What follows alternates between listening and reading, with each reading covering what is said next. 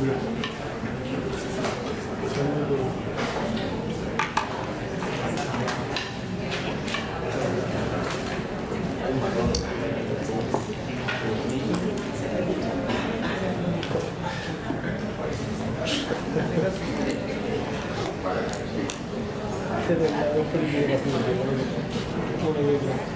pues bienvenido a la sesión de tarde de hoy jueves del ciclo de conferencias sobre el año de la luz. Y en esta ocasión tenemos con nosotros a José Manuel López Nicolás. Él es licenciado en Química, doctor en Bioquímica por la Universidad de Murcia. También, bueno, en cuestiones de investigación él lo hablará más, le llama el Señor de los Anillos. Realmente trabaja en moléculas como la ciclodextrina, ¿lo he dicho bien? Sí, bien. He aprendido algo después de tanto tiempo. Trabaja en moléculas como la ciclodextrina y hace, la verdad, cosas chulísimas que ya le he escuchado en otras charlas y creo que la de hoy también va a merecer la pena. Eso es su faceta investigadora. Bueno, tiene colaboraciones con hospitales y todo, y ya indagaréis sobre él mejor. En su faceta divulgadora, pues también es uno de los grandes divulgadores de la ciencia en español, desde su blog Ciencia. Ha conseguido que marcas como Danone, L'Oreal, Ero... Esto no se está grabando todavía. Hayan tenido que cambiar alguna que otra campaña publicitaria desde su blog.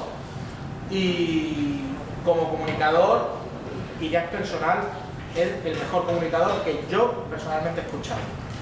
Os dejo con él, que nos viene a hablar de cosas tan curiosas como terremotos, asesinos y otros bichos luminiscentes. Así que os dejo con él. Vale, gracias. Bueno, en primer lugar, gracias a todos por asistir. Gracias sobre todo al comité organizador y a la Facultad de Ciencias de la Universidad de Sevilla, a la Facultad de Química, de Biología, de Física y de Matemáticas por haberme invitado de nuevo a estar aquí. Espero que la cosa vaya un poco mejor. Yo vine hace 3 años y me empecé diciendo, ¿qué me estoy diciendo, Tito? Que los matemáticos eran unos prepotentes o así, ¿no? Ignorantes. Ignorantes. Voy a empezar a decir que... Bueno, para. Bueno, también quiero agradecer por una vez, la primera vez que me van a dejar en una charla algo que yo voy intentando en todas las ciudades y jamás he encontrado la ciudad donde lo digo, que es que me dejen enseñar la relación que existe, por ejemplo, entre un ovni y un gin tonic. Vamos a hacer aquí un gin tonic. Sé que aquí antes lo pregunté, yo pregunté a la otra que vine a Sevilla, nadie sabía lo que era un gin tonic, lo que puede haber entre un bicho y un astronauta, entre CSI y un murciélago, eso es lo que vamos a contar aquí, ¿no? Y para eso me voy a apoyar en 2 cosas. Me voy a apoyar en el Año Internacional de la Luz, que por eso se realizó este curso. Yo doy soy el responsable de la asignatura de Técnicas Instrumentales del grado de Biotecnología en la Universidad de Murcia y particularmente de la zona de la parte de luminiscencia, ¿vale? Y por eso es el haber venido. Y bueno, y como sé que aquí yo soy muy futbolero, ¿vale? Y sé que Tito, cuando contactó conmigo, no es del medio, precisamente, pues he utilizado los colores de un club de ahí. Y entonces él me ha dicho, ¡ay, qué chulo, ¿no? Que hayas puesto la bandera de Sevilla para dar la charla. No es la bandera de Sevilla, sino que estamos hablando aquí de la bandera de Perú. ¿Por qué digo lo de Perú? Porque toda la charla va a ir en torno a Perú. Tengo grandes amigos en Perú, tengo familia en Perú, y Perú está muy relacionado con todo el proceso de luminiscencia que van a ver. Sé que me están mirando de lo que está pasando aquí, pero se lo voy a intentar ver. Vamos a ver. No sé cómo decirlo, pero además aquí hay amigos míos que solamente se ponen arriba para escucharme, pero yo tengo un problema con Sevilla, lo digo de verdad, tengo más. Lo voy a decir sinceramente, yo no soporto Sevilla.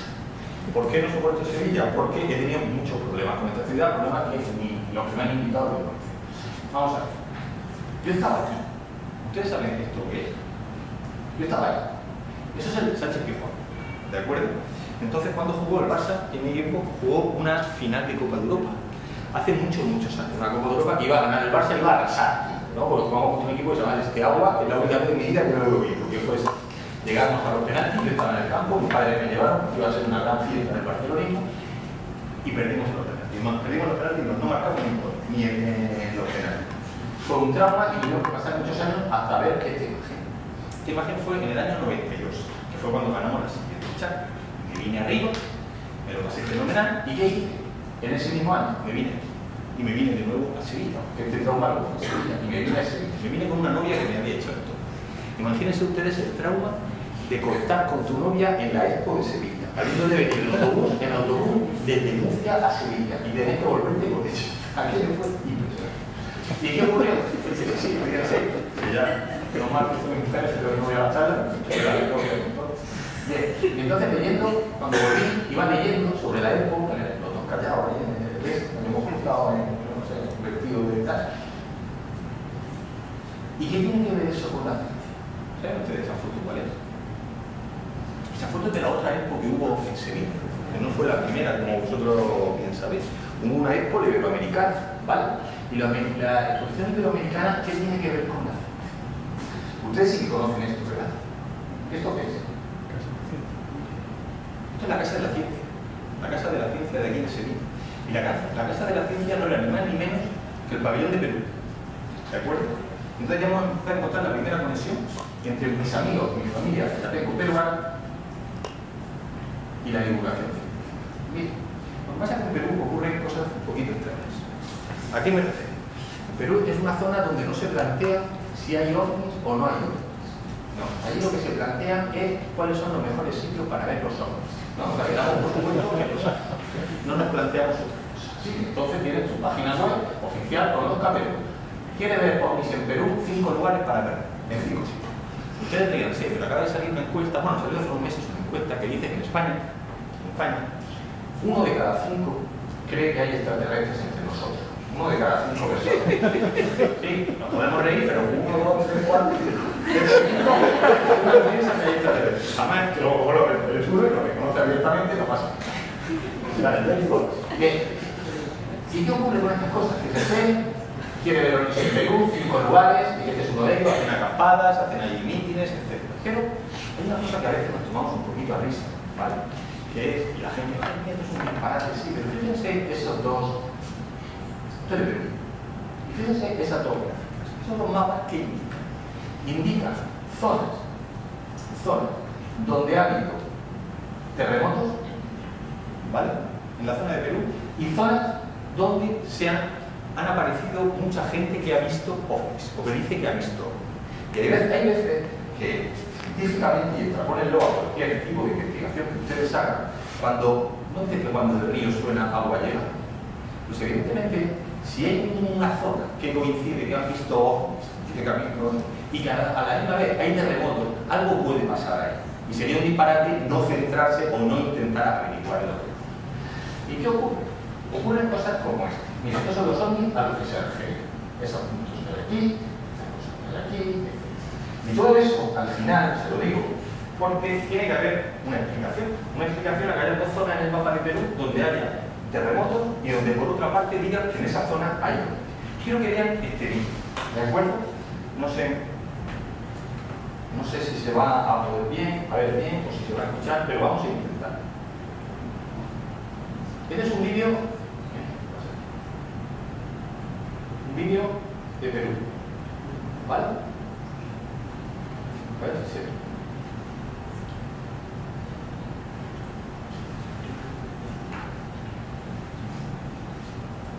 No se oye. Espera un momento.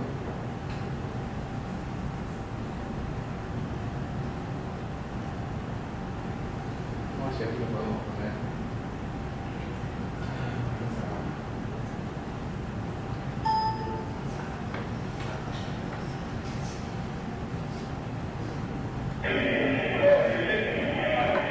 ¿Veis la luz?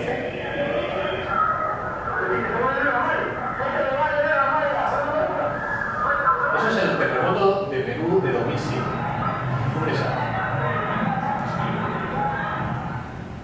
Abiertos al aviso y noté que el cielo todos sus tambores luminosos color blanquecino que pensé que eran choques de sus dos cables de extinción. Como si una luz blanca que iluminó el cielo, nada más, y después se apagó. Primero fue el primer ruso que fue el espacio y después cuando vino más fuerte ahí fue que hubo una luz blanca. ¿Veis todos los resplandores que hay ahí ahora en el cielo? ¿Lo veis?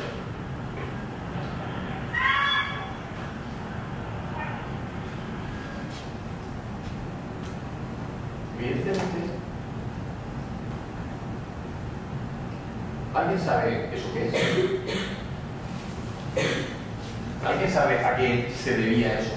Los ovnis esos que vieron en aquel momento y que luego ellos reflejaban que a la misma vez que hubo el terremoto había y la gente ya se volvía loca con el intelecto. ¿Vale? Eso es un fenómeno que se llama triboluminiscencia. ¿Alguien ha oído hablar de la triboluminiscencia? ¿O qué? Ojo con estas cosas porque sobre la triboluminiscencia se habla mucho y no está muy claro realmente lo que, o por lo menos en las últimas investigaciones hay muchas investigaciones contradictorias. Pero realmente, cuando lo explico yo en clase de luminiscencia, la triboluminiscencia es la emisión de luz debido normalmente a fracturas, ¿de acuerdo? Debido a diversas fracturas, no a deformaciones, sino estaríamos hablando de bifoluminiscencia, se produce un gran desprendimiento de energía y ese desprendimiento de energía luego se traduce en luz por la luz, un fenómeno que luego. Pero la triboluminiscencia no está muy claro ahí lo que ocurre. En el caso de Perú, lo que se ha dicho es que en el año 2007 se produjo un choque de placas del terremoto de la continental, ¿vale? Y la otra era Nazcal, ¿vale? Se produjo ese choque de placas. Y como consecuencia de la deformación del cuarzo, y lo tenéis en la estructura, ¿vale? Como consecuencia de la deformación del cuarzo, se producía ruptura de enlaces químicos, y esa ruptura de enlaces químicos al tamaño tan grande del que estábamos hablando daba lugar a una energía que luego se transforma en luz. Eso es lo que se veía allá arriba, aunque hay otras teorías sobre el tema. Pero cada vez que hay un terremoto en muchísimos sitios, cuando se produce de noche, se producen imágenes en el cielo. Esa imagen del cielo corresponde al fenómeno de triboluminiscencia que hemos visto y se ha revelado. Eso es muy fácil hacer un experimento de triboluminiscencia. ¿Os acordáis o conocéis los petazeta? Los petazeta, eso lo hacemos en el laboratorio. En el laboratorio cogemos los petazeta, ponemos una habitación en el laboratorio a oscuras y entonces cogen los petazeta y los van machacando. Se rompen los enlaces y sale luz. Eso es triboluminiscencia. Igual ocurría. Los primeros sitios donde se vio esto fue en Sevilla. Y en Sevilla, porque ¿sabéis lo que son los porteadores? Los porteadores eran los que iban a los puertos, ¿vale? Y entonces ellos llevaban a los puertos para colocar allá arriba, que ese no es el puerto de Sevilla, el puerto de Copenhague, pero me servía la foto. Y entonces lo que hacían era llevaban bolsas llenas de azúcar. Y cuando estaba todo de noche, de tanto llevar el azúcar se frotaba entre ellos y se rompían los enlaces y salía luz. Eso lo utilizan mucho también, lo utilizan para sus cosas. Habéis oído hablar de los chamanes, ¿no? Los chamanes. Entonces los chamanes existen, lo que hacen es imaginaros una especie de maracas, ¿vale? Que con piel de búfalo la rodean, la piel de búfalo es translúcida y entonces meten dentro de las maracas cuarzo.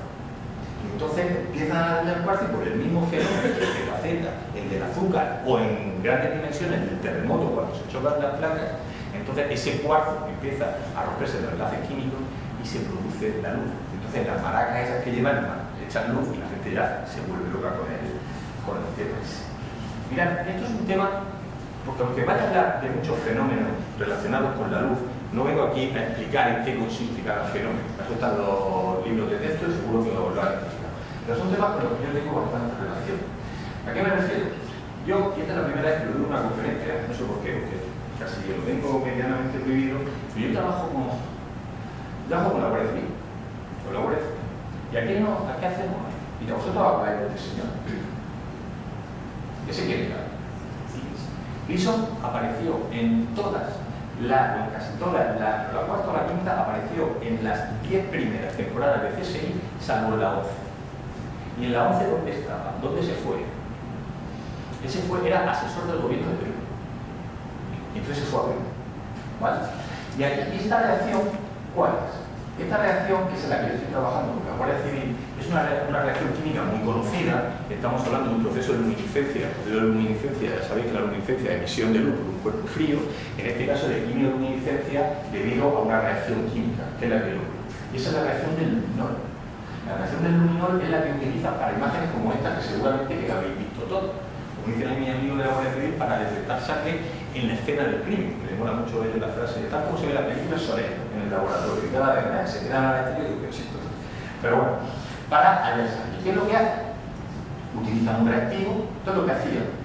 Y quiero que el proceso este lo tengáis en mente porque luego vamos a ver una cosa parecida ahí y en otro ejemplo que nos va a aparecer. Mirad, esto es el luminol, ¿vale? Es la reacción del luminol que sirve para detectar sangre. La reacción del luminol se utiliza un fuerte oxidante para oxidar el luminol. ¿Qué ocurre? Que como catalizador, un catalizador de la reacción del luminol aparece o se utiliza, entre otras cosas, puede catalizar el grupo hemo de la sangre, ¿vale? Entonces, si tú echas el reactivo del luminol sobre sangre, lleva peróxido de hidrógeno o otro oxidante.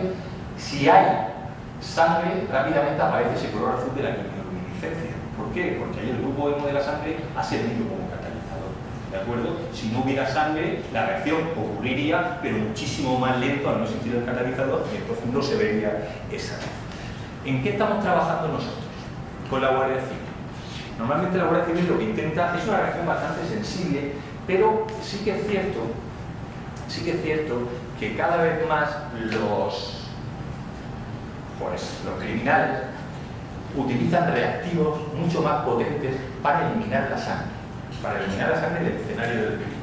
Entonces se necesitan cada vez reactivos más sensibles, porque están limpiando la sangre, cada vez hay menos, el reactivo normal no llega a detectar pequeñas partículas de sangre. Entonces se pusieron en contacto con nosotros para ver si podíamos diseñar un método para aumentar la sensibilidad. ¿Y en qué consiste ese método? Pues ese método con el que estamos trabajando, que funciona bastante bien, hemos publicado ya algún artículo científico sobre eso, es lo que ha dicho Tito, que nos aparecerá a lo largo de la charla. Utilizar esa molécula. Esa molécula es una molécula, la que ha dicho Tito, que se llama ciclodestrina. Ciclodestrina no es ni más ni menos que unidades de glucosa, ¿vale? Unidades de glucosa formando una especie de donut. Pero un donut tal como es, un agujero en medio, ¿vale? Y tiene la capacidad de introducir dentro determinadas sustancias, normalmente, no siempre, normalmente de carácter licofílico. ¿Qué hacemos nosotros? Una sustancia que da luz, que da fluorescencia, se encuentra así, no la veas así, gira y produce su luz. Pero uno de los factores importantes, y quedaros con esto porque luego voy a intentar que me expliquéis alguna cosita de la que vayan saliendo, y luego voy diciendo esto ya, se supone que ya no lo sabéis. Que cuanto más rígida sea la molécula luminiscente, cuanto más rígida sea, más es la luz que emite. Entonces, si yo, cuando llega gris, y ahí, en el reactivo normal del luminol, que es ese, añado esta molécula, ¿qué ocurrirá? Pues lo que ocurrirá es que, si esto está moviéndose, yo le meto el anillo, esto se encapsula dentro del anillo y cada vez es más rígido. ¿Me seguís? Y como cada vez es más rígido, la luz que emite es mucho mayor, porque la rigidez favorece la reacción de luminiscencia. Entonces, con eso, al final, ¿qué es lo que conseguimos? Conseguimos que, aunque ellos vayan limpiando el resto de sangre, al tener un sistema mucho más sensible, incluso bajando ellos la cantidad de sangre, limpiándola, se puede ver la misma cantidad de luz. Con el reactivo normal del luminol, ya os digo que hay veces que no se ve sangre. Es bastante sensible, pero ya sale limpiada de forma que prácticamente no se ve. Con este se vuelve a relacionar, a poder ver la sangre. Mirad, otra aplicación. La bioluminiscencia, ya sabéis que la bioluminiscencia es lo mismo, emisión de luz con un cuerpo frío, pero una reacción biológica la que lo produce y no una reacción. Esto es muy curioso porque cada vez se están descubriendo, hace poco salió otra semana un artículo que os voy a contar. Esta es la que produce la luciérnaga, ¿vale? ¿Por qué emiten luz la luciérnaga? Esto salió esta semana. Bueno, el para qué se sabe, para repeler o para atraer, para defenderse, etc. ¿Vale? Pero ¿cómo lo hacen ellos? Aguantándose la respiración. Eso se produce por una reacción que tú tienes. Y ahí falta una cosa, que lo diré, para que lo utilizamos nosotros, que es fundamental. Tú tienes la luciferina. La luciferina la oxida, presencia de oxígeno, ¿vale? Y por una enzima llamada luciferasa da lugar a oxoluciferina. Esa oxoluciferina es lo que vosotros veis, ¿vale? Pero ¿qué ocurre? Ocurre que ese oxígeno es totalmente necesario para la reacción. Y lo que se ha demostrado es que las luciérnagas, para poder dar lugar a esa luz, lo que hacen es aguantarse la respiración. Es como si nosotros, el oxígeno que necesitamos para respirar, tiene una forma de bloquear la mitocondria, y entonces cuando le llega el oxígeno y no respira. ¿Para qué? Para el oxígeno, en vez de ir a la respiración, para no ir a la respiración, vaya a la producción de la oxitocina. Ahora bien, ahí falta una cosa. ¿Aquí hay biólogo? Sí, ¿o no? ¿Y bioquímico? ¿Y químico? ¿Hay alguien? ¿La sala?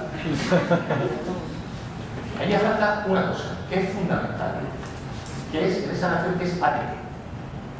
ATP. ¿Por qué os digo eso? Porque ¿para qué utilizamos nosotros? Yo trabajo mucho en alimentación y en seguridad alimentaria.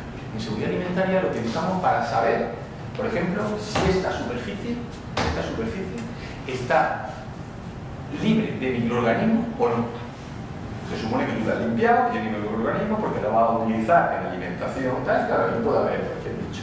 Y entonces muchas veces lo que hacemos es añadir todos esos reactivos. ¿Por qué? Porque aquí hace falta, que no está, y por eso le he traído el caso hecho, hace falta ATP para que se produzca esa reacción. Entonces, la pregunta que hago yo es, si yo se supone que he limpiado esto, que lo voy a utilizar en alimentación, en un comedor, etc., y hago la reacción de la luciferina, ¿vale? Si hay bioluminiscencia, ¿qué significa? Si hay bioluminiscencia, si hay bioluminiscencia es que hay ATP. Si hay ATP, ¿está estéril la mesa? Para eso lo utilizamos nosotros. Y es muy fácil y muy llamativo. Y es una práctica que creo que todo es para el nivel de sensibilidad del método aumentarlo. Entonces lo utilizamos muchísimo para eso. Pero no es que mucha gente se equivoca. Fijaros dónde está el sitio donde hay mayor número de luciérnagas. Fijaros dónde está. Y no me aparece por todos los códigos peruanos. Mira, mucha gente confunde lo que se llama bioluminiscencia con lo que se llama biofluorescencia. ¿Vale? Biofluorescencia. Fijaos que este vídeo es también de esta semana, de la semana pasada. A ver si encontráis algo en el vídeo que os llame la atención. De todo lo que, porque muchas de las especies que vais a ver se conoce la... No sé si lo habéis visto el vídeo, porque está dando la vuelta.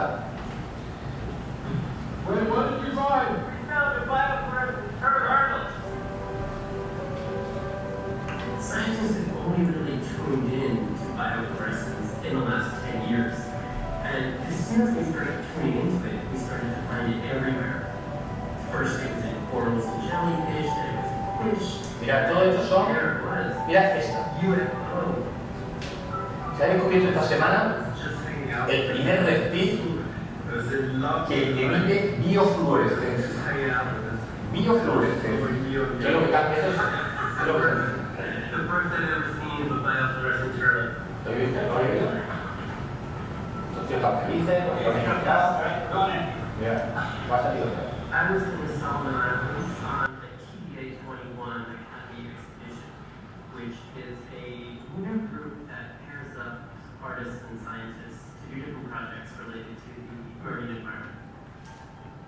Taking pictures of coral, and we already knew Todas estas veces se conocían ya. And then, in the middle, I guess maybe 40 minutes into the dive, Esta es la primera vez que se ha visto. Una tortuga. Underneath my camera, the only animal that I really can tell you definitively has two colors is coral. You know, we found ¿Qué diferencia hay entre la bioluminiscencia y la biofluorescencia?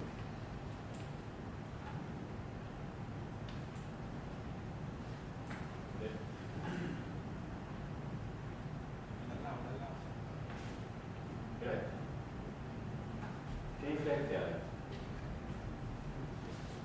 Que la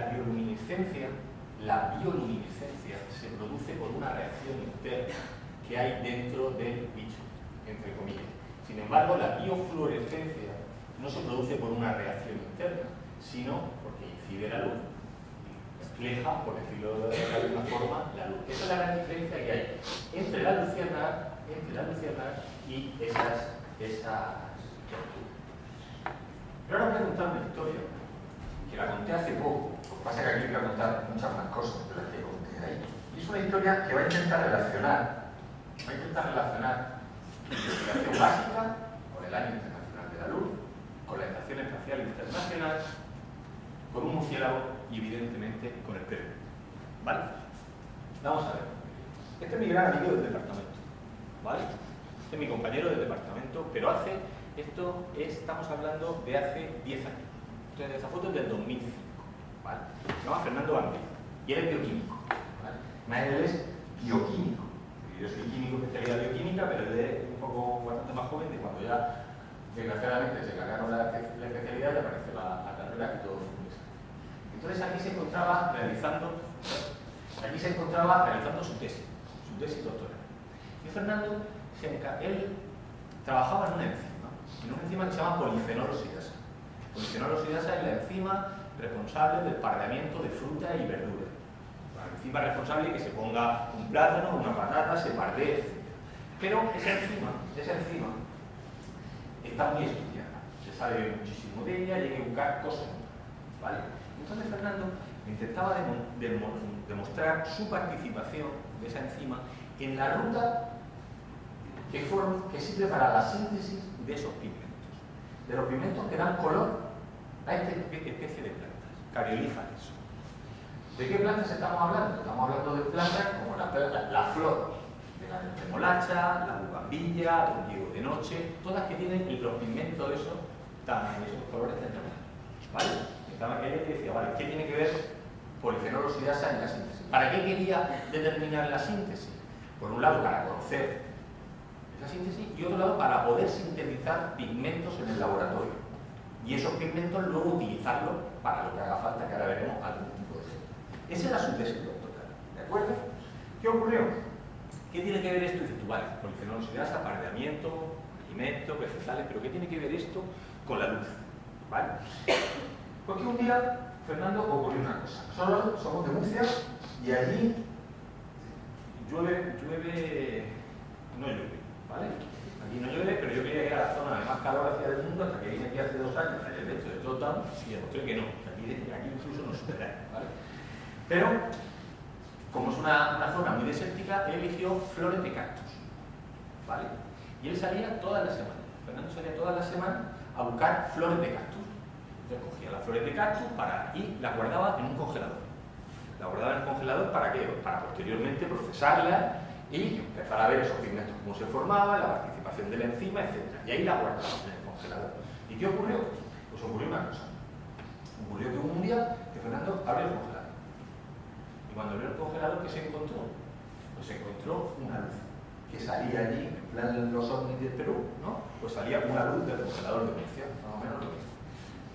Claro, a mí me pasa eso, llamo fontanero, no le hago ni o al electricista, no le hago ni caso. Pero Fernando repitió una y otra vez, a ver qué estaba pasando. Y siempre salía la luz cuando iba a coger las flores que le había guardado de las flores. Entonces, ¿qué hizo? Pues hizo algo, desde mi punto de vista, valiente, arriesgado, pero aquello que no arriesga no gana. Él lo que hizo fue aparcar su tesis y aquello que estaba investigando, la enzima, cómo participaba en la ruta de la síntesis, lo dejó y empezó a centrarse en por qué, en qué estaba pasando ahí, ¿vale? Los resultados, él tardó 4 o 5 meses, no más, suele tardar más, pero no más, 4 o 5 meses en publicar los resultados en la mejor revista del mundo, o una de las mejores revistas del mundo. ¿Por qué? Porque lo que Fernando tenía delante era la primera vez que se descubría en el reino vegetal, que al incidir luz visible sobre una planta, se emitiera luz visible de esa planta. Porque esas son las flores. Esas son las flores por la noche. En determinadas condiciones, puesto ya con filtro y todo para verlas. ¿Qué ocurre? ¿Por qué? Y esto ya me lo tenéis que contestar. ¿Por qué Fernando o yo, si traigo aquí las flores, o Fernando cuando las recogía, no podía ver fluorescencia? ¿Y por qué al abrir el congelador aparecía la fluorescencia? Porque las moléculas estaban más quietas. Porque la luz del día es muy fuerte, ¿no? Porque la luz del día es muy fuerte. Hombre, la luz del día es muy fuerte, allá hay Evidentemente se ve mucho mejor con los filtros, ¿de acuerdo? Sí, pero ahí tenía que pasar algo. Yo ahora mismo cojo esas mismas flores, apago las luces aquí y tú no ves la fluorescencia, salvo tú al ojo humano no la ves. Entonces no podía ser solo por la luz que incidía, ¿vale? Bien.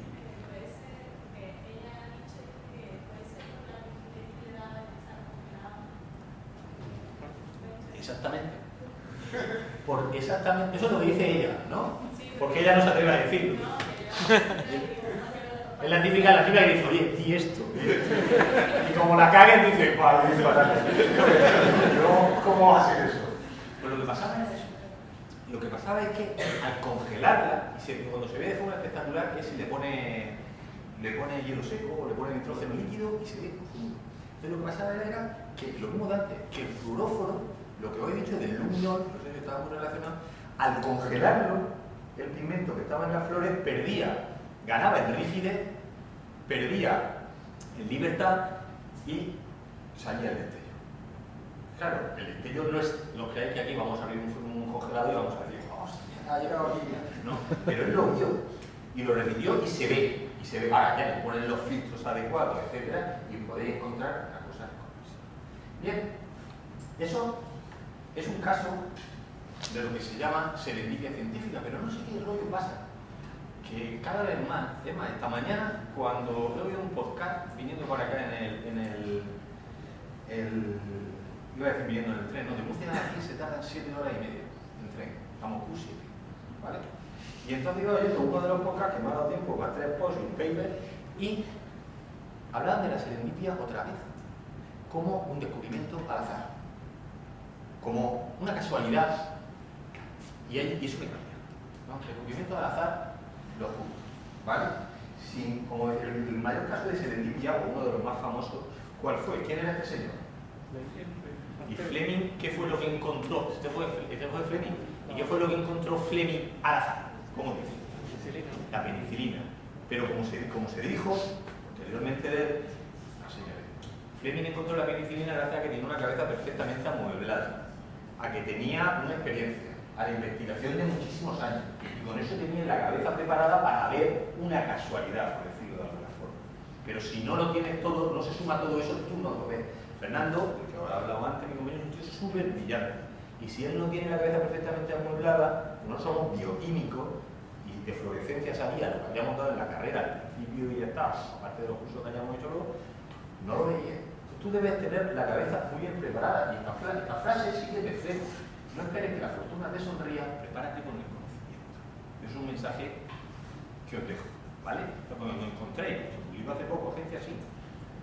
Se descubre al azar, sacar. Una casualidad permite, no hay casualidades que permitan y se descubre al azar. ¿Y Becquerel con la radioactividad natural? Tampoco es serendipia, que también se dice. ¿Cuál? Becquerel con la radioactividad natural. Conozco ese caso, pero los detalles del caso ese no lo y se le daba el papel Enrique, ¿tú qué dices? Me tuvo suerte porque es lo que él dice, si me pasa a mí, yo tiro la piedra. Pues como si me pasa a mí, llamo al electricista del frigorífico, del congelador. que también se dice que hay serendipia. Pero de todas maneras, claro, es que hay que estar ahí y estar con la cabeza muerta de decir, aquí pasa algo interesante. A mí no se me hubiera ocurrido nunca descubrirlo con papel a paz. Exactamente. Mira, y yo no hubiera abierto el frigorífico 25 veces. Vamos a ver. A los bioquímicos siempre hay una cosa, que nos llama muchísimo la atención, ¿vale? Y es, estamos obsesionados con el tema. Y es conocer el para qué sirve en la naturaleza un descubrimiento que nosotros hagamos y para qué nos puede servir a nosotros, a la humanidad, ese descubrimiento. Es decir, las cosas pasan en la naturaleza por un porqué, algo ocurre ahí, si no, no pasa. O alguien se aprovecha de ello. Pero por otro lado, eso yo lo puedo utilizar para, ¿vale? Entonces, mirad la primera parte. La primera parte, seguimos con nuestros pigmentos. Es decir, ¿por qué esos pigmentos se emiten? ¿O qué se puede la naturaleza beneficiar de eso? ¿Vale? Mira, esto es un murciélago. Un murciélago. Ponga esa cara, un murciélago de los muchos que hay, ¿vale? Y entonces ese murciélago tiene una particularidad. ¿Los murciélagos son ciegos o no? ¿Suelen ser ciegos o no? Alguna longitud de onda. Los murciélagos hay una creencia general de que son totalmente ciegos. Eso no es verdad. ¿De acuerdo? Otra cosa es que no tengan vista de lince, pero ciegos no son. Ahora, ¿qué ocurre? Eso es un murciélago que se encuentra, ¿sabéis de dónde es originario? Perú. Perú. Qué casualidad. Exactamente. Glosophaga soricina se llama aquí en la Tierra. ¿Y sabéis la particularidad que tiene este murciélago? Pues este murciélago solamente tiene un receptor ocular, uno, ¿vale? Y ese receptor ocular le permite ver al murciélago a una longitud de onda. Solamente a una. ¿Sabéis cuál es la longitud de onda a la cual ve ese murciélago? No decimos Perú. ¿Sabéis cuál es la longitud de onda? Pues ese murciélago puede ver única y exclusivamente a la longitud de onda donde presenta su máximo de emisión esos pigmentos de los que estoy hablando. Que se llaman, esos pigmentos que estoy hablando de los que se llaman betalaina. ¿De acuerdo? Entonces, ese murciélago solo puede ver a la longitud de onda máxima a la que emiten las betalainas. ¿Por qué os digo eso? Porque, ya os comentaré otra de las cosas que quiero que os quede en la cabeza, porque ese murciélago trabaja en los sistemas de relaciones planta-animal. ¿Cuál es uno de los sistemas de relación planta-animal más conocidos? La polinización. ¿Vale? Vosotros sabéis que la polinización la puede llevar el agua, la puede hacer el aire, la pueden hacer insectos, ¿vale? Pero también la puede hacer murciélago. Y este murciélago por la noche, eso es lo que ve. Pero no es que vea eso, es que es lo único que ve. ¿Me seguís? Y entonces cuando ve la fluorescencia de la planta, el murciélago y la poliniza. Ahora bien, y esto es hoy yo lo quería mandar, los dos también los que están en las chats públicas. Pero, ahora bien, esto es un mensaje que quiero decir. Eso es cierto. Eso es cierto. Lo que os he contado. ¿Te va a polinizarlo? Sí. ¿No para alimentarse? No, pero la pregunta que quiero decir es, nosotros podemos asegurar que una de las razones de que emitan la fluorescencia de estos pigmentos es para servir de polinización, etc. La misma pregunta lo voy a hacer de otra forma. ¿Qué has comido hoy? Garbanzo, ¿no? ¿Hace frío? Vamos a ver. Garbanzo.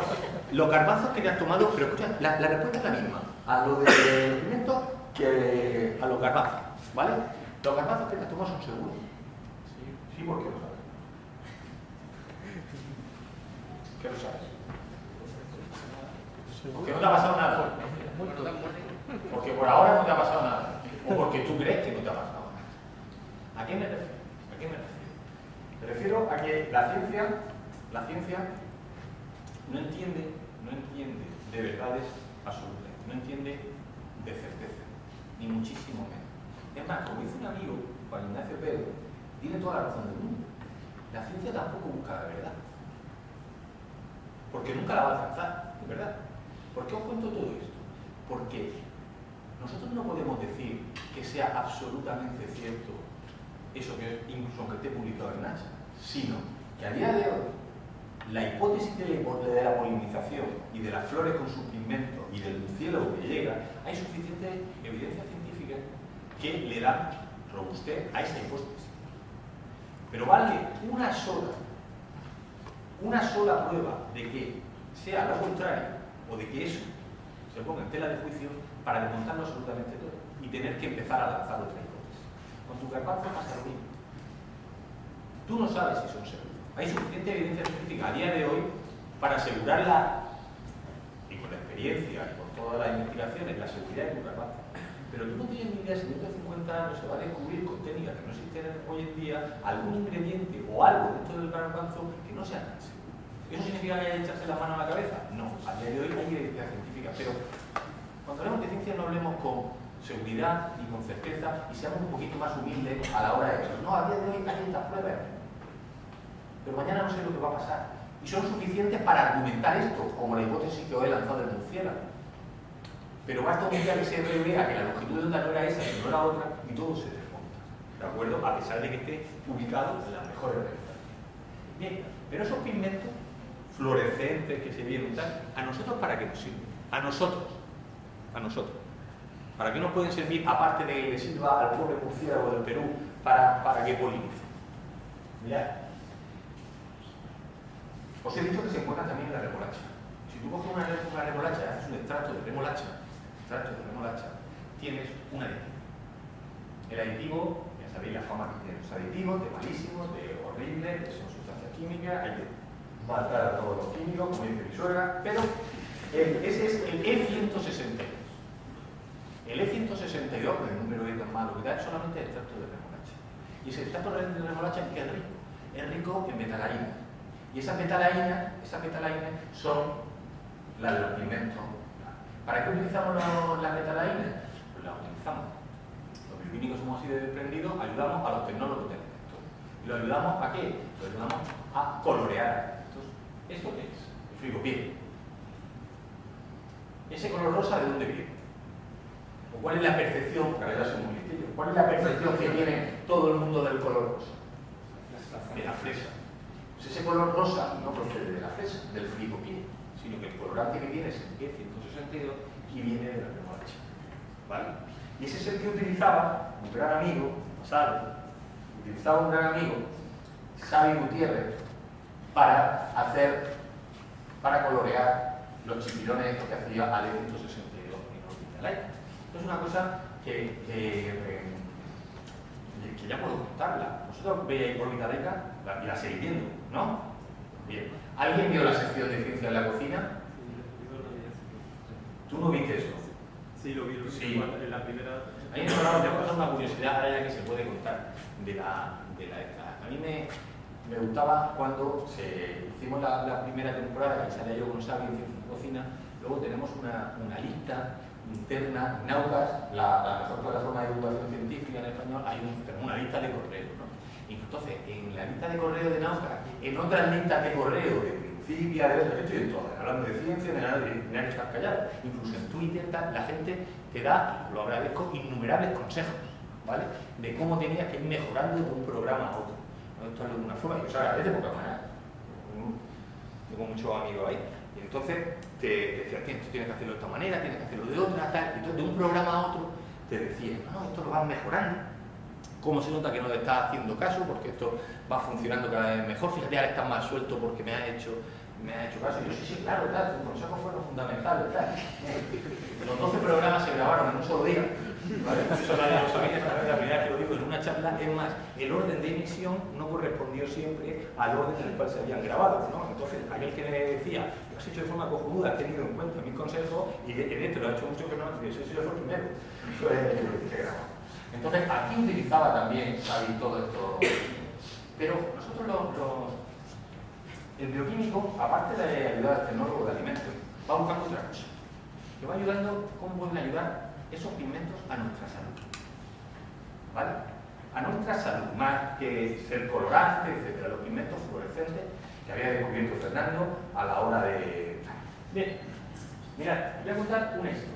Una historia que ahora, ya que estamos aquí confesando, acaba de empezar la historia. Acaba de empezar. Y empezó al día siguiente del último Nauca. Mirad, esto es voy a contar una investigación que se produjo en la Estación Espacial Internacional, con una particularidad. Una particularidad es que participaban la Agencia Espacial Rusa, la Agencia Espacial Europea y la Agencia Espacial Americana. El objetivo era descubrir el porqué de algunas enfermedades que se producen en microgravedad en la gente que pasa mucho tiempo de la Estación Espacial Internacional. ¿Vale? Entonces, para eso, ¿qué se hizo? Se cogieron unas muestras de sangre, ¿vale? De personas sanas. Y entonces, en Baikonur, se pusieron el gasoil, fueron a la Estación Espacial Internacional. ¿De acuerdo? Allí estuvieron durante un tiempo y luego bajaron a través del satélite Cabo Cañaveral, a Estados Unidos. ¿Me seguís? Arriba, ¿qué es lo que se hizo? Se colocó la mitad de las muestras de sangre, se colocaron en las condiciones de microgravedad. Y la otra mitad se colocaron en una centrífuga que simulaba las condiciones de gravedad en la Tierra. ¿Vale? Y se quería analizar esas muestras de sangre. Sobre todo, ¿para qué? Se centraron en el sistema inmune. ¿En qué ocurría en el sistema inmune? Porque se veía muy deteriorado en aquellos astronautas que pasan mucho tiempo en la Estación Espacial Internacional. Volvieron a Estados Unidos y entonces ahí se analizaron con espectroscopía ultravioleta visible. Y entonces, ¿qué es lo que se vio? Se vio como una proteína, que la tenéis todos vosotros, una enzima, que se llama 5-glicoxigenasa. Esa enzima no es que se encuentre en mayores cantidades en estado de microgravedad, sino que la actividad enzimática que tiene es mayor en estado de microgravedad. ¿Y eso qué es lo que implica? Pues lo que implica es que al tener esa actividad enzimática muy disparada, el sistema inmune está bastante deteriorado, ¿vale? Y eso afectaba tanto, y ahora diré esto en que está acabando, o en que está empezando, a gente como que han estado arriba, como quién es este señor, como Pedro Duque, cómo se podía extrapolar también a lo que ocurría en la tercera edad. ¿Vale? ¿Qué pasó? Pues la conclusión de esa investigación espacial fue muy clara. Había que encontrar una serie de inhibidores de la actividad lipoxigenasa. Todo esto empezó de los pigmentos de la fluorescencia. Inhibidores de la actividad lipoxigenasa. ¿Para qué? Para que se lo tomaran o dárselo a los astronautas y que no se les disparara esa actividad enzimática. En ese momento, como dijo, me voy a preguntar, yo le quería pegar un peñazo a mi amigo. Bueno, vale. En ese momento, a mí, cuando me enteré sobre los resultados, se me saltaban las lágrimas. Me saltaban las lágrimas, pero de alegría. ¿Por qué? Porque cuando yo hice la tesis doctoral allá en el 97, que ya hace tiempo de eso, yo estudié lipoxigenasa. Pero lo que no estudié fueron los inhibidores de lipoxigenasa. Eran 3 capítulos de la tesis y iban dirigidos a eso, ¿vale? 3 capítulos de tesis, pero ninguno era la inhibición de lipoxigenasa. Y tenía que encontrar eso en mí. Era la enzima con la que yo había estado trabajando, estaba disparada, pero no tenía forma de atacar. ¿Y sabéis dónde encontré la solución a ese problema? Pues la tenía en el laboratorio de al lado mío, de al lado del departamento, del mismo departamento de agricultura. ¿Por qué? Porque allí está este señor. ¿Quién es este señor? Este señor, con 10 años más, es Fernando Gandía, el que había descubierto los pigmentos fluorescentes en la otra foto que yo he enseñado. ¿Y qué ocurre? Que Fernando y yo nos juntamos y digo, bueno, yo soy experto, Fernando, en lipoxigenasa y conozco el efecto activo, pero no tengo inhibidores. Y él cogió la estructura, fijaos, de todos estos pigmentos, veis los colores. Estos son los colores de las plantas que os he dicho antes. Y entonces Fernando cogió la estructura química de esos pigmentos que había extraído de las plantas y de otros que él había sintetizado y se dio cuenta que esas estructuras podían bloquear perfectamente el centro activo de lipoxigenasa. De forma que cuando esa enzima fuera a actuar sobre sus sustratos, que son ácidos grasos poliinsaturados, linoleico, arachidónico, linolénico, etc., si nosotros metíamos esos pigmentos, podía ser que lipoxigenasa se viniese abajo. Cogimos y teníamos cientos de pigmentos, no podíamos ensayarlo uno a uno, tardaríamos mucho tiempo. Y echamos mano de algo que cada vez utilizamos más en el laboratorio, que es la bioinformática. ¿Para qué? Para ver, simular, modelar informáticamente cuál de los pigmentos entraría mejor en el centro activo de la enzima y así la inactivaría. Y encontramos uno de ellos muy similar, no es el mismo, pero muy similar al que se encuentra en las flores de cactus, que podía bloquear la enzima. Fijaos, esto es lo que simulamos en el ordenador. El pigmento entraba perfectamente y al entrar ahí no es que inhibiera la actividad enzimática, sino lo que hace es que al pegarse él al centro activo, el ácido graso, que es sustrato de la reacción, no podía entrar. Y entonces la enzima y el ácido graso no se desarrollaba la reacción. ¿Me seguís? Lo probamos en el laboratorio y dijimos, este es el bueno, vamos a probarlo en el laboratorio. Y mirad lo que pasó. ¿Lo veis? A mayor concentración del pigmento, ¿qué le pasaba a la actividad lipoxigenasa? Y baja prácticamente. Nos habíamos adelantado a los rusos, a los italianos y a los americanos que estaban. Nosotros los murcianos los mandamos ahí a la Estación Espacial Internacional y cuando llegaron sus conclusiones, pues aquí lo esperamos y lo publicamos también. Esto es de este año. Lo publicamos al final del 2014. Y el siguiente paso, ¿cuál es? ¿Cuál sería el siguiente paso? Porque entonces la gente ya, y la prensa ya después de la charla de Nauka, oye, ¿podemos poner un artículo que murcianos descubren un fármaco que tal? Digo, no. Digo, bueno, por eso, pero no con mi firma. ¿Qué ocurrió? Que la teoría lo que dice, que digo, podéis poner que ahora el siguiente paso es desarrollar un fármaco que lleve como principio activo el mismo principio activo que produce la fluorescencia de las flores de cactus. ¿Lo veis? ¿Y qué hay que hacer con ese fármaco? Llevarlo a la Estación Espacial Internacional y testarlo a ver si in vivo ocurre exactamente lo mismo que existía en vitro. ¿Me seguís? Bien. ¿Eso va a ser posible? DM de Pedro Luque. Y ahí está. Ahí está.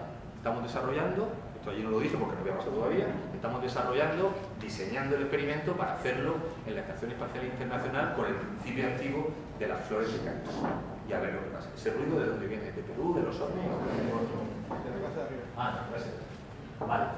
Y ahora mismo estamos en eso, diseñando el experimento para tomar un fármaco para que la Estación Espacial Internacional lo pruebe y pueda extrapolarse luego a lo que ocurre en la avanzada edad. Fijaos, esta diapositiva que me encanta, porque es una de las cosas que se habla mucho. Fijaos que en esta historia que os he contado de Fernando del departamento, empezó abriendo un frigorífico y una serendipia que no es una casualidad. Pero fijaos en un momento, y ha costado, dije en Nauka que era un experimento que había empezado hace 10 años, cuando abrió el congelador, y que había acabado cuando publicamos. No, esto sí, porque ahora estamos diseñando el experimento. Pero fijaos, hemos pasado por la botánica, por la zoología, con el murciélago, por la nutrición, por la investigación espacial, la bioquímica con la enzima, la espectroscopía ultravioleta y visible para determinar la actividad enzimática, la bioinformática para modelar lo que ocurre en el centro activo, la medicina y la farmacología, y todo para mejorar la calidad de vida. Conclusión, compartimentalizar las ciencias es absurdo. Compartimentalizar es decir, esta, ahora mismo es absurdo. Soy fiel amante, sí, de los equipos multidisciplinares, sí, pero también de la especialidad. Hay que especializarse, pero hay que abrir las miras y no encerrarte en que lo único que haces tú es lo bueno y que además no compartes con nadie. Fijaos todas las ramas científicas que han aparecido. Y esto habría que celebrarlo, de alguna forma. ¿Estamos de acuerdo que se nos ha ido un poco la pinza con el gin tonic, ¿no? Bueno, aquí como no hay ni biólogo, ni matemático, ni químico, ni físico, a lo mejor tampoco sabéis lo que es el gin tonic, no pasa. ¿Vale? ¿Por qué se nos ha ido de la mano? El regalo más vendido en Murcia, aquí, es el set de cosas del gin tonic. El libro del gin tonic, le metemos media huerta al gin tonic allí, no hay forma de hacer otra cosa, y yo me he hecho socio del club del gin tonic. Lo tenemos absolutamente... ¿Esto aquí bien? Aquí bien. Ahora, aquí.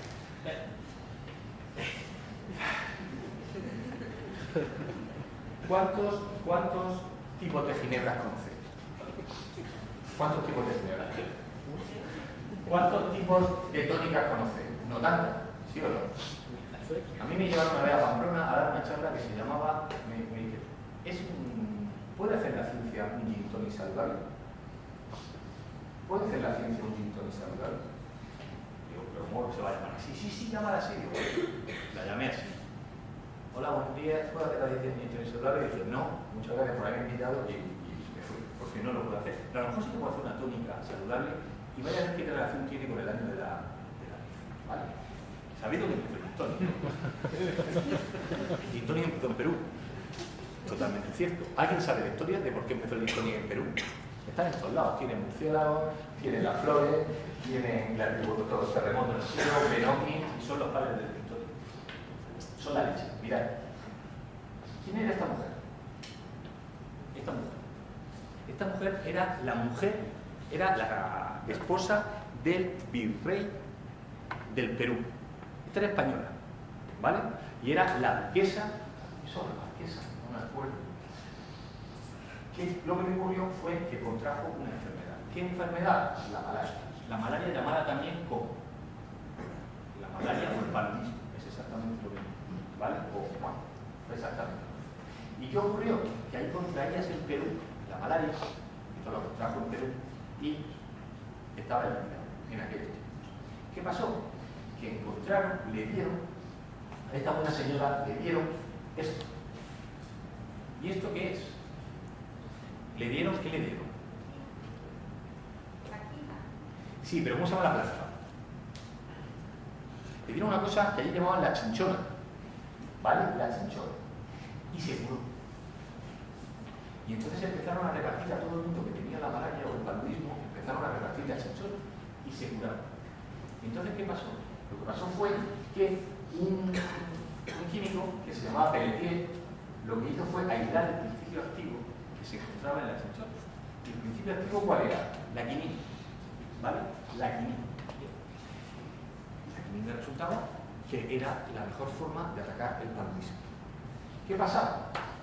Que rápidamente lo que hicieron fue llevar la quinina al ejército británico, que se la llevaron a Europa y la llevaron al ejército británico que había en las colonias inglesas. ¿Y qué pasaba? Que se curaban. Pero no había ni Dios que se lo tomara eso. ¿Por qué? Porque ¿qué le pasaba a la quinina? La quinina es tremendamente amarga. ¿Qué hicieron los ingleses de las colonias? Para curarse, pero para poder tomarse bien el tema. Para curarse de la malaria y del paludismo. Pues lo que hicieron es, le pusieron azúcar, ¿y qué le pusieron también? Y ya que estábamos, le pusieron ginebra.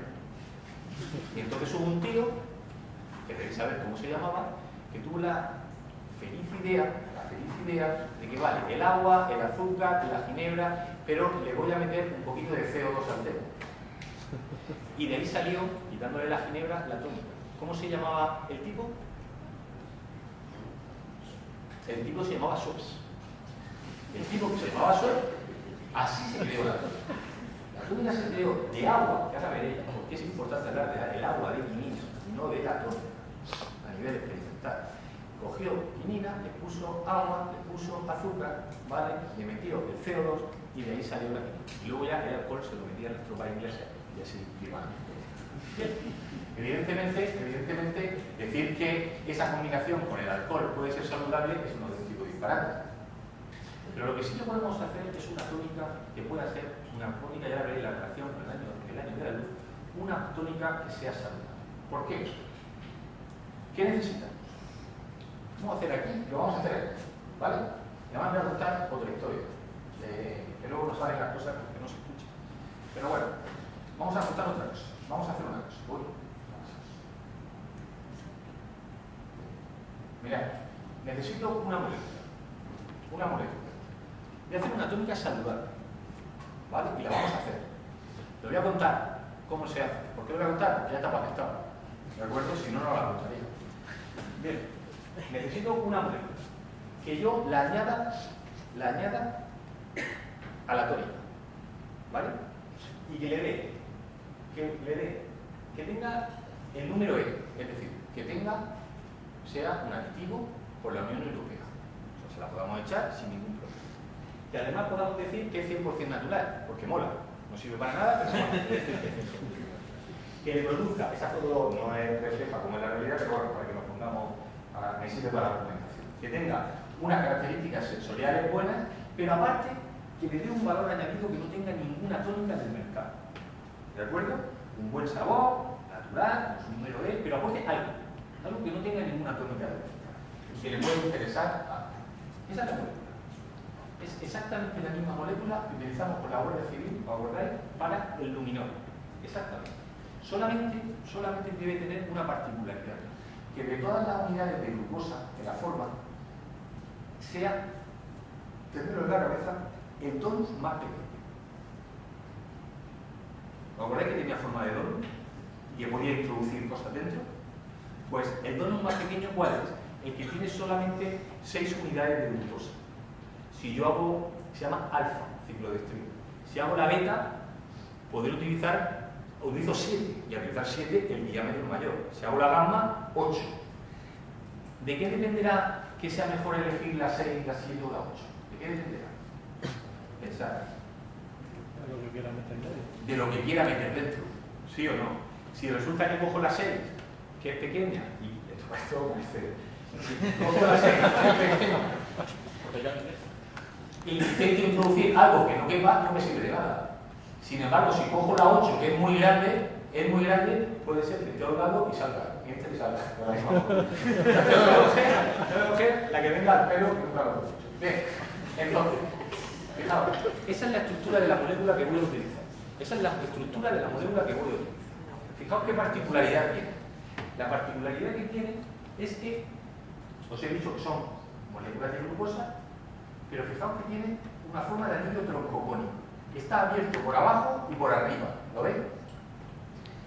Si yo tengo una molécula, la parte hidrofílica, la parte más soluble en agua, no entra, se queda fuera. Fijaos aquí los grupos hidroxilo. Sin embargo, la parte lipofílica entra aquí dentro. Imaginaros, si queréis imaginarnos, nos queremos imaginar una aplicación, como vosotros digáis, vale, para eso.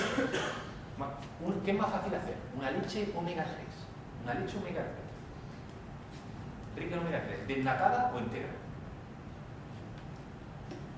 No me da botella, no va a pasar nada. ¿Desnatada o entera? Nada que no haya parada. Mucho más fácil una entera, porque si voy a enriquecer con omega 3, que es una grasa, un lácteo graso, es mucho más fácil. Pero ¿cómo meto yo un ácido graso omega 3 en una leche totalmente desnatada, que es como si fuera agua? He hecho el ácido graso y ya queda ahí un pegote. ¿Sí? ¿Cómo lo hago? Cojo el ácido graso omega 3, lo meto ahí dentro, la parte lipofílica queda dentro atrapada y queda fuera solamente lo soluble. Luego lo echo en la leche. ¿Sí o no? Bien. ¿Y qué es lo que ocurre? Quiero que me digáis qué pasaría a nuestra tónica, qué le pasaría a la tónica si yo añado la quinina con la que curamos a la mujer del virrey en Perú, si yo la introduzco dentro de la fibra. ¿Qué le pasaría a las características sensoriales de la tónica? Dime. Que se cogería el sabor amargo que hemos dicho antes que tenía. Que cogería el sabor amargo y que... Y perdería el sabor dulce de... ¿Cómo que cogería más el sabor amargo? Al contrario. No, pero piensa, el sabor amargo es el de la quinina, ¿de acuerdo? Si yo encapsulo la quinina y la meto dentro de la tónica, dentro de la ciclodextrina, y lo añado aquí, ¿qué es lo que pasa? Pues lo que pasa es que el sabor amargo disminuye, ¿sí o no? El sabor amargo disminuye. Ahora, esto es la quinina dentro de una ciclodextrina. Ese es el complejo que forma. Bien, pero como decía aquí el doctor Howe, el sabor amargo, a los que nos gusta la tónica, nos gusta ese sabor amargo. Entonces tú no puedes perder, vale, pierdo el sabor amargo, entonces pierde ahí el punto. Si tú quieres mantener el sabor amargo, tú lo has metido dentro de la ciclodextrina. Si tú quieres mantener el sabor amargo, ¿qué haces? ¿Qué haces? ¿Eh? Que no entre entera. No, que entre entera. Que entre entera.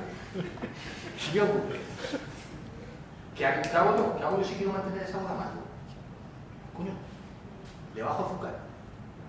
Le bajo el azúcar, ¿sí o no?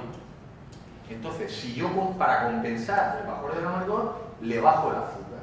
¿Qué es lo que tengo con eso? Pues lo que tengo con eso es, ni más ni menos, fijaos, esa es el azúcar que tiene una tónica, ¿eh? Es el azúcar que os tomáis en cada tónica. Si lo ponéis con el gin tonic, imaginaros con el alcohol, ¿vale? Pero ¿qué es lo que tengo yo? Pues tengo una tónica light. Es que así va a salir al mercado.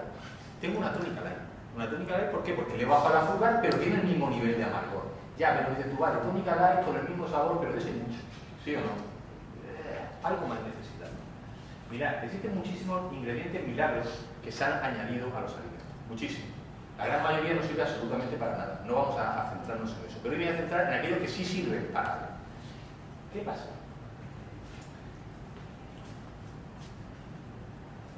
¿Hay aquí algún diabético? Tampoco. ¿No algún diabético? ¿Qué problema tienen los diabéticos? Uno de los problemas que tienen. El tema del azúcar. ¿Sí o no? El tema de la glucosa. El tema de los picos de insulina. ¿Estamos de acuerdo? ¿Qué ocurre? Pues que esa molécula de la que os estoy hablando, inhibe la acción de una enzima que tenemos nosotros que se llama amilasa. La amilasa es la enzima responsable de cuando tomas un producto rico en almidón, seguidme, un producto rico en almidón, La milasa lo degrada a glucosa y se produce el pico de glucosa, el pico de insulina, ¿sí o no? El pico de glucosa y el pico de insulina. Pues bien, resulta que el anillo este del que estoy hablando, que sirve para encapsular la quinina y todo eso, ese anillo tiene la particularidad de inhibir la amilasa. Entonces, pensad, podría hacer de inhibir la amilasa, es decir, de inhibir el paso de almidón a glucosa. Mirad, esto es una comida rica en hidratos de carbono. ¿Lo veis? El pico de glucosa. Esta es la misma comida, rica en hidratos de carbono, pero con la presencia de mi anillo. ¿Dónde está el pico de glucosa? En ningún sitio. Entonces, si yo meto aquí el anillo, ¿qué es lo que tengo? Dentro de la tónica tendré una tónica que tiene, y hay algo que todavía no me habéis dicho, que tiene el mismo amargor, ¿sí o no? Porque le baja el azúcar, que tiene menos azúcar, que a los diabéticos le impide el paso de almidón a glucosa. Pero además, ¿qué le pasará a la intensidad al tiempo que esté el amargor en la boca? ¿Será mayor o menor? Fijaos, cuando se introduce dentro del anillo, no es que se quede ahí encapsulado y se quede cerrado, sino que al estar abierto por fuera, va liberándose poco a poco al medio. ¿Me seguís? Entonces, el nivel de amargor que ocurre, que perdura más tiempo en la boca, y eso ya lo hemos hecho en test sensoriales. ¿Por qué? Porque no está encapsulado. Y tú al final tienes una tónica baja en calorías con el mismo punto de amargor, que el amargor dura más en la boca y que además es óptima para los diabéticos porque no te pasa nada. Bien, ¿qué ocurre? Esto es lo que tenemos. Además es 100% natural, no tiene transgénicos, por lo cual, ¿vale?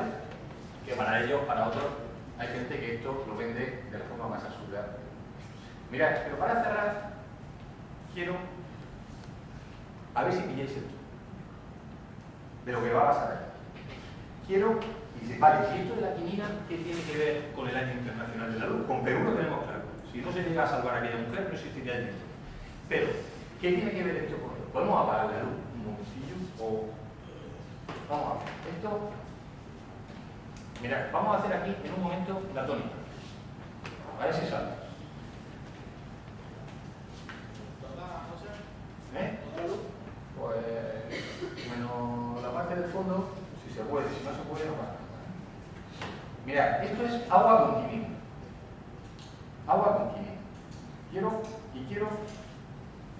A ver, espera un momento, te voy a decir si se ve. Estamos hablando de fluorescencia. ¿La veis? No, esto se supone, aquí no podemos mirar. ¿De acuerdo? Por eso me doy esta caja que no he hablado hoy con mi sobrino. Porque el hijo de Tito se va a casar con mi hija. Ya lo hemos acordado nosotros. Mirad, vamos a hacerlo. ¿Los de allí lo veis? ¿No? Vamos a ver. Ahora sí. Bien. Ahora no hay nada. Mirad. ¿A qué se debe esta luz? A la fluorescencia de la quinina. ¿Vale? Esta es la forma que sabemos nosotros si realmente el anillo ha encapsulado o no ha encapsulado a la quinina. ¿Vale? Radiación ultravioleta. Sobre esta luz que veis aquí, que es la ultravioleta, llega, excitan los electrones a nivel superior, los electrones se relajan, emiten. Bien. Ahora vamos a ver una cosa. Vamos a hacerlo, y además lo voy a hacer como nunca lo he hecho. Lo voy a hacer como nunca.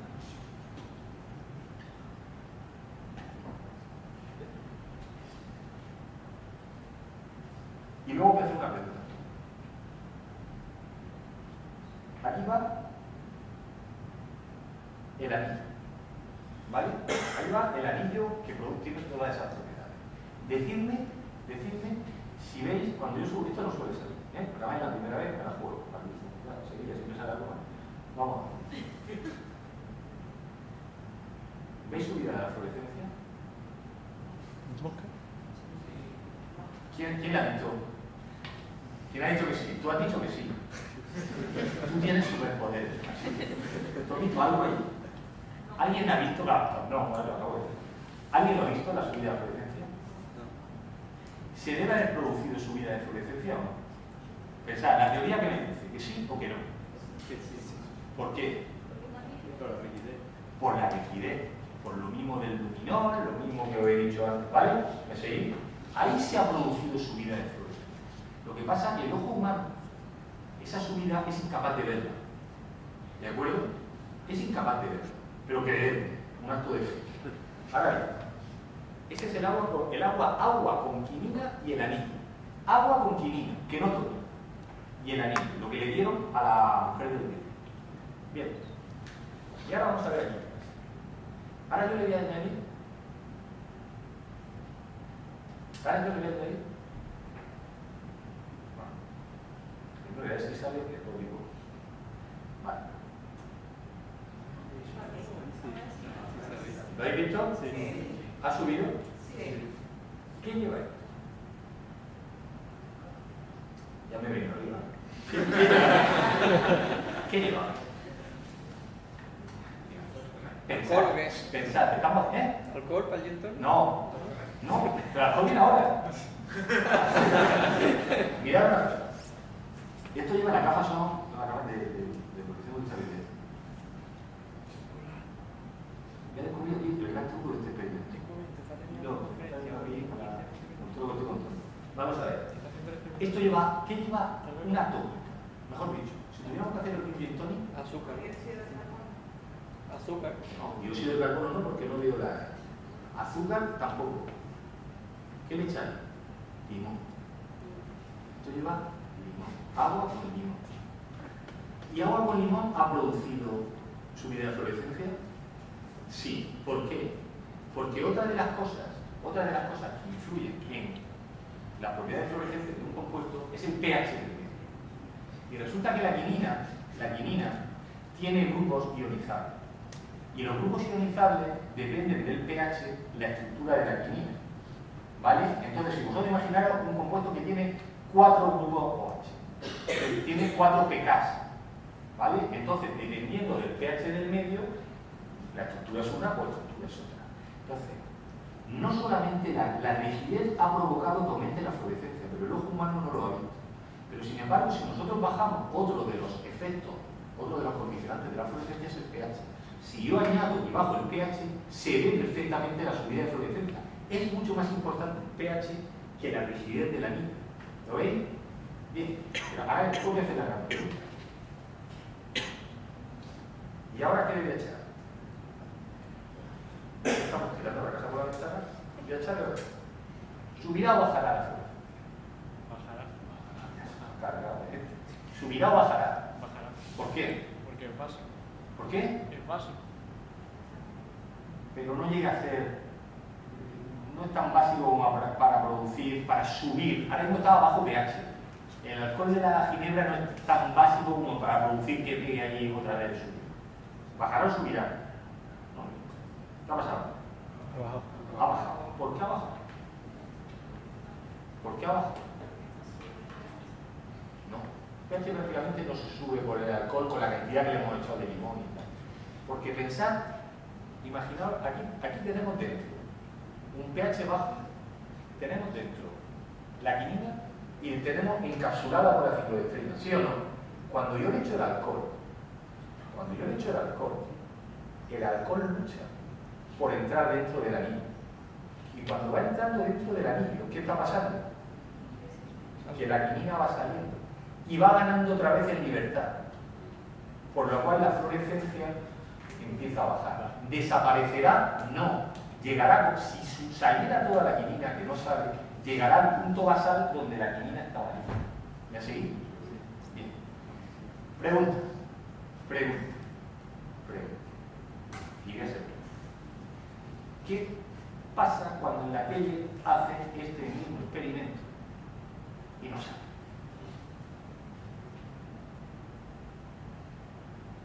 Voy a hacer la de otra forma.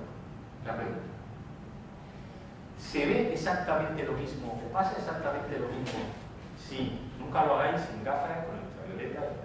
¿Pasa exactamente lo mismo si yo esto lo hago con tónica? Pensad, antes de empezar ya diciendo. Está el anillo, ¿no? Callado. No, digo el anillo. Y y le echo la niña. ¿Pasa lo mismo? No. O sea, Por el azúcar. ¿qué es lo que no vemos? No, el azúcar aquí da igual, le puedo echar azúcar o no. ¿Qué es lo que no vemos? ¿O qué es lo que vemos de más? ¿O qué diferencia hay con la tónica? ¿Qué lleva la tónica? El CO2 carbónico. Mira, si yo hago esto con la tónica, no sale. O mejor dicho, con la tónica no veríamos el incremento de fluorescencia. ¿Por qué os he dicho que se ha producido el incremento de fluorescencia? El visible. ¿Por qué? ¿Por qué se produce? Por el ácido. ¿Y qué ocurre por el ácido? ¿Y qué lleva la tónica? La tónica ya lleva el acidulante. ¿Lo pensáis? Ya lleva el acidulante. Entonces, os he reproducido exactamente el mismo experimento que se hizo para que se curara la mujer del virrey. Agua con quinina. Al echarle el limón, baja y sube la fluorescencia. Si yo en vez de agua con quinina utilizo tónica, la tónica ya lleva el acidulante. Como lleva el acidulante, el subidón de fluorescencia por el pH, tú no lo ves. Coño, pues si te digo que lo hagas con agua con quinina, no lo hagas con tónica, porque luego te falla. ¿Sí o no? Bien. Seguimos. Y acabamos. ¿Cómo sabemos nosotros en investigación que se ha encapsulado? Porque al echarle, nosotros le adicionamos la citodextrina y subimos, vemos cómo sube la fluorescencia, pero lo vemos en un fluorímetro, porque al ojo humano es incapaz de verlo. Bien, esta es la hiperfluorescencia de la tónica. Bueno, señores, ya termino. Ya cuando Quito se ha venido aquí, dice para que vaya. Habéis visto cómo, a través de la luz, hemos relacionado los ovnis con la bioluminiscencia, el CSI con la bioluminiscencia, el mosquito del paludismo con la fluorescencia, el murciélago con la fluorescencia de las flores, la Estación Espacial Internacional y el quinto. Esto, ayer hice una pregunta con toda la mala intención en Twitter y dije, ¿por qué nos empeñamos que la ciencia, por qué tiene que ser la ciencia divertida? ¿Por qué no nos empeñamos que las charlas de divulgación sean siempre divertidas? ¿Vale? Me equivoqué en la pregunta, porque realmente o no, desde mi punto de vista yo veo la divulgación así, como algo entretenido. Pero no tiene que ser siempre de jiji, jaja, sino que mantenga la atención, creo que ahí está, y que te haga hacerte continuamente. Esa es mi forma de ver la divulgación. Hay veces que con risa, hay veces que con menos risa, hay veces que con más investigación. Cuando vine hace 3 años aquí lo estamos de otra forma, con el tema del marketing y la matemática, pero pensad que tenéis a los peruanos por todos sitios. Esto pasó hace 2 semanas aquí. El peruano Rocarrey asombra y triunfa en la matanza de Sevilla. Nuevo fichaje estrella del medio, un peruano. Que ya se ha lesionado, tío, ya lo sé que se ha lesionado, pero no. Así que gritemos al final, como un ilustre murciano dijo, después de hablar de Perú, Quique, viva Honduras, que es lo más que podemos hacer, o mejor dicho, viva. Muchísimas gracias a todos.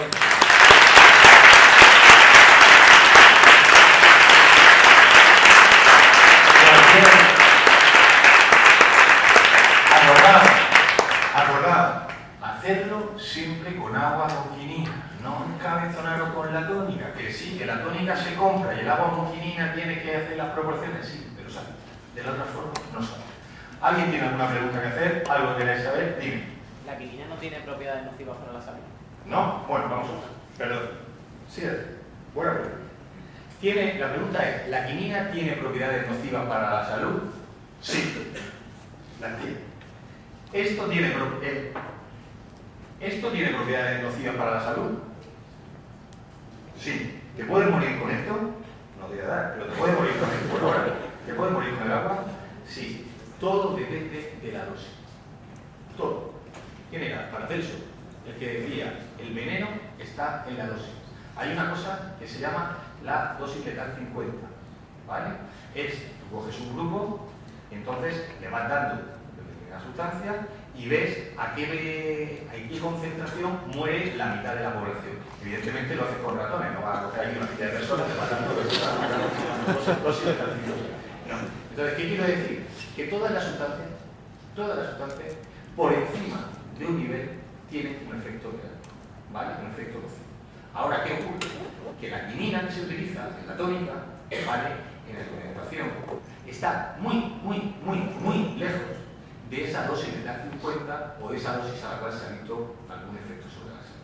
Pero todas las sustancias te pueden matar, absolutamente todo. Depende de la cantidad de la que tomes. Eso es alarmista, todo lo contrario. Lo que estoy diciendo es que estamos muy lejos de esas dosis a las cuales se ha visto algún riesgo sobre la salud, ¿vale? A pesar de alguna cosa que nos quieran contar. No, esto se ha demostrado que es cancerígeno, sí, claro, como todo. Pero mira las concentraciones y mira el grupo en que se da, ¿vale? Más cosas. Las anguilas tienen... Las anguilas. No conozco ningún dime. No tiene nada que ver con esto que hemos hecho.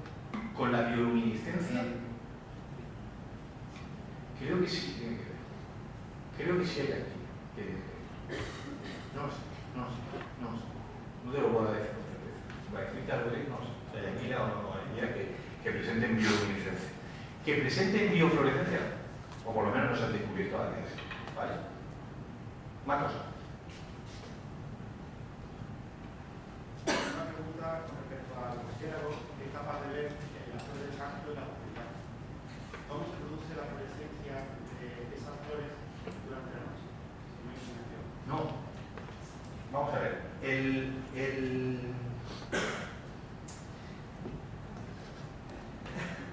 La fluorescencia de esas flores, tú realmente la pones por la noche, y la fluorescencia que emiten es prácticamente nula.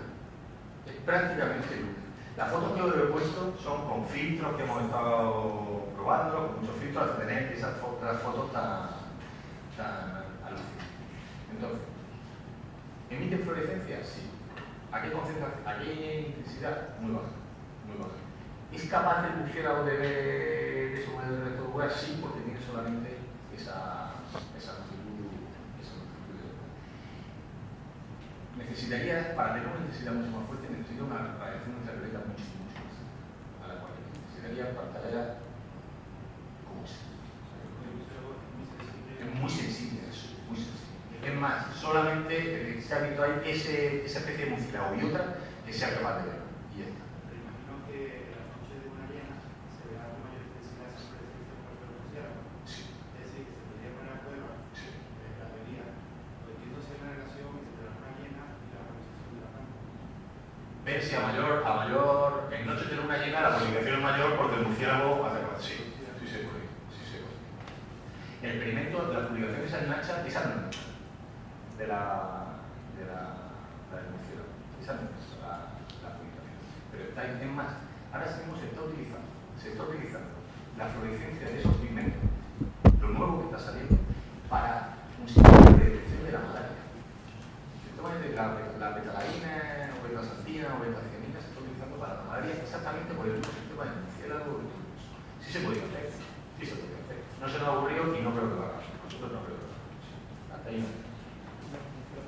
Del experimento que estáis haciendo con Pedro Duque, ¿eso se puede aprovechar también para alguna enfermedad aquí en la Tierra o solamente...? No. Vamos a ver.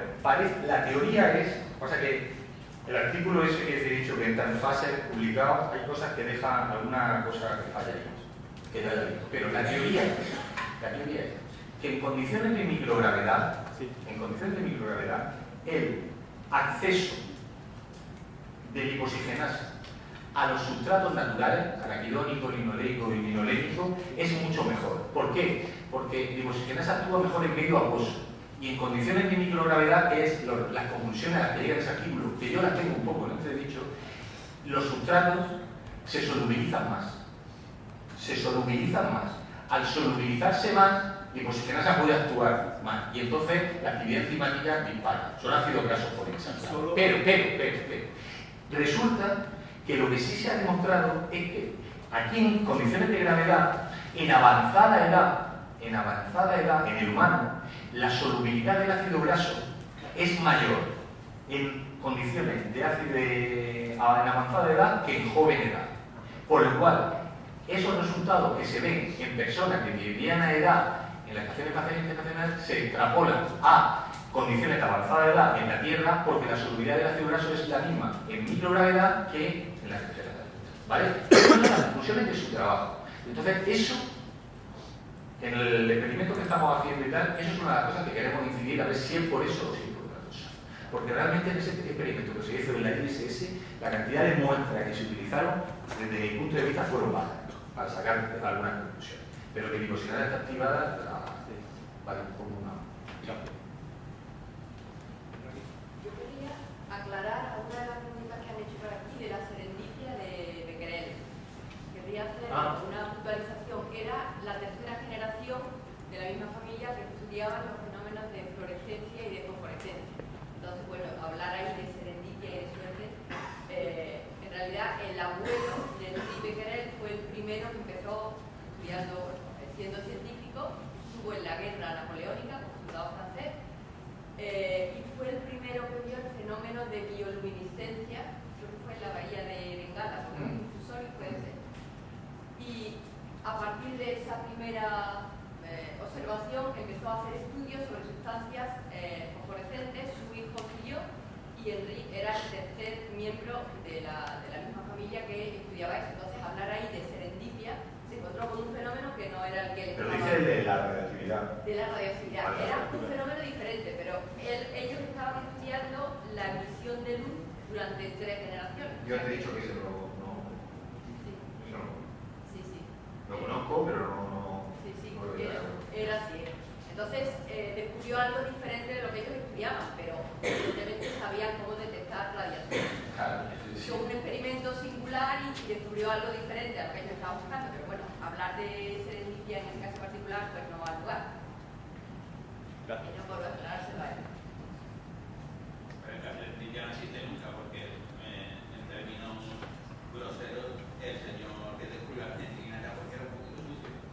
Exacto. Claro, era un tío que acumulaba allí cosas, lo que pasa es que el tío estaba acostumbrado a ver hongos y a saber que ahí pasaba algo raro que se había muerto la colonia de bacterias. Entonces la serendipia... Él dentro de la suciedad supo discernir. Ahí, porque estaba preparado. Exactamente, porque estaba preparado, pero que era un marrano no era. Desordenado. Sí, claro, un día, pues, fuimos así. Más preguntas. No, pues yo creo que si le damos un aplauso, a lo mejor vuelve otro año más.